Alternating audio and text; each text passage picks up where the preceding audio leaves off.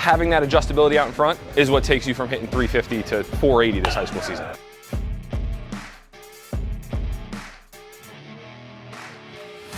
Now I'm really out of breath. My whole back just cracked on this one.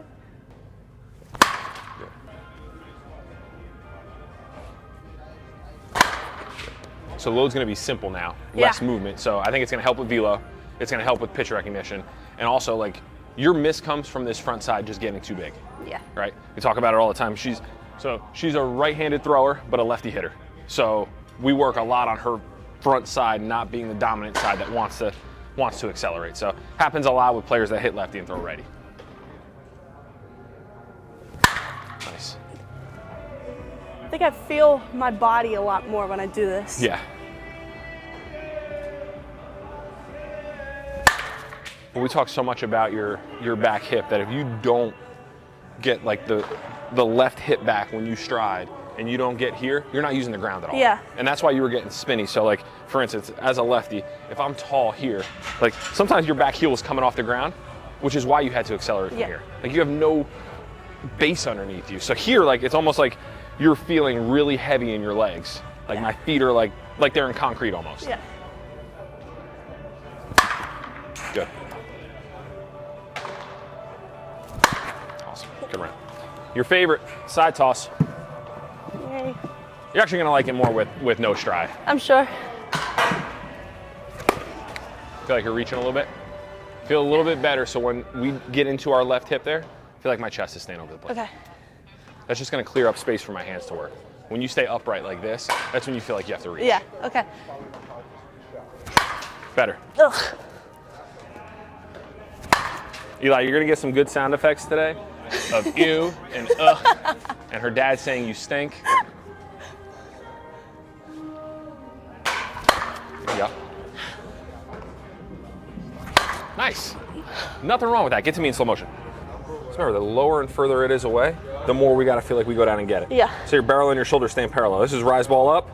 This is change up, down, and away, but it's allowing our hands to work through. The second we stay upright like this and we start spinning this way, that's when we have no chance on something, either outer half or out in front. So it's fastball, fastball, fastball, oh shoot, change up, but we can make the adjustment here instead of feeling like my body's working backwards and now I'm waving at it. Okay. Let's get it. Good job.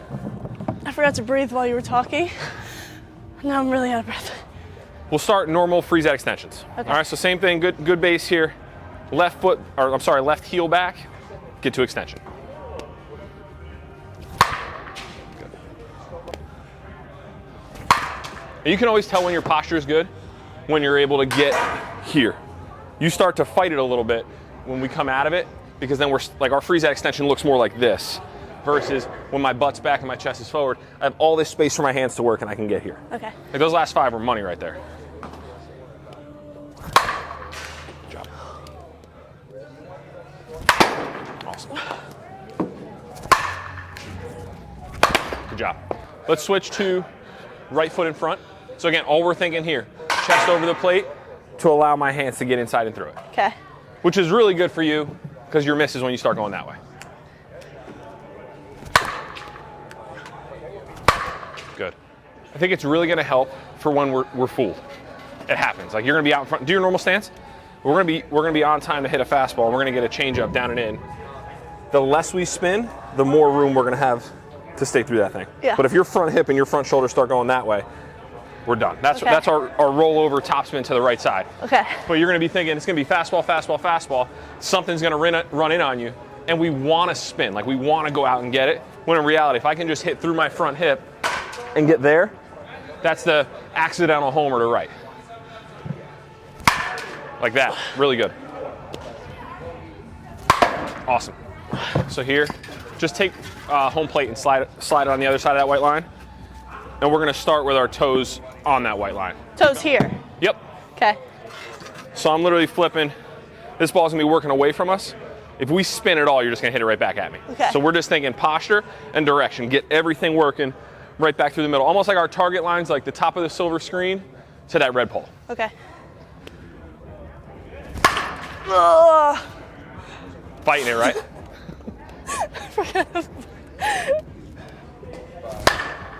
I want you to think almost like your knob is tracing that white line right there, right on your toes. So the knob of my bat is working this way through contact, where your only misses right now, we're getting Around. almost Yeah. around our body a little bit. Okay. That's why if you're a tick late, you're gonna hit that little flare up to the left side, and anytime we're early, it's top spin to the right side. Okay. Trace that line right in front of you, hit through it. Good. Good. I'm just setting up some video from the side here. All right. Good. Smooth. Good job. Take a look. See, you're going heel up a little bit with the front foot. Yeah. Look how far back your left hip is right here. I like that a lot. Okay. Hands are working underneath. My foot's getting down earlier too. The other thing I like too is your back foot. It almost looks like your back foot's peeling off the ground.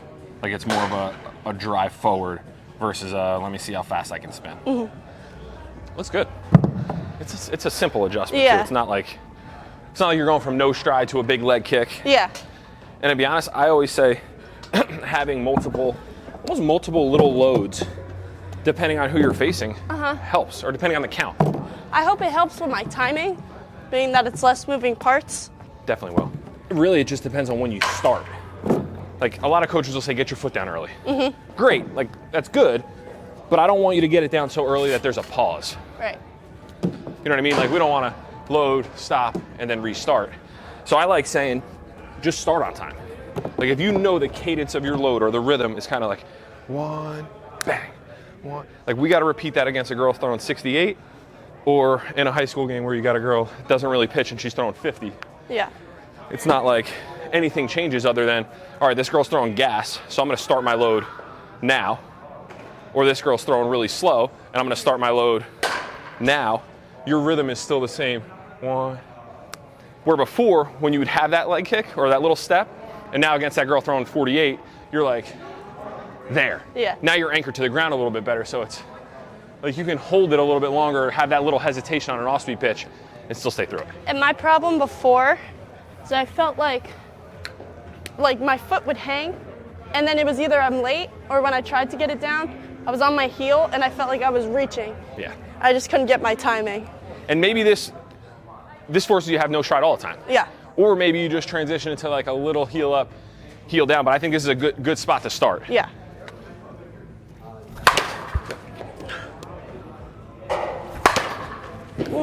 Falling back a little bit. Yeah. That's the only time you have so much coverage when your posture is good. That one you were here to here a little bit, and that's when you feel like you have to reach. Okay. Like get to contact and inch off the plate here, slow motion. Perfect, let's say it's like a screwball off the plate. Like you can hammer that pitch. Yeah. Right here, your barrel and your shoulders are parallel. Get tall. Now you have nothing. Yeah. Right, do that again, get to me. And try to push through my hand right here.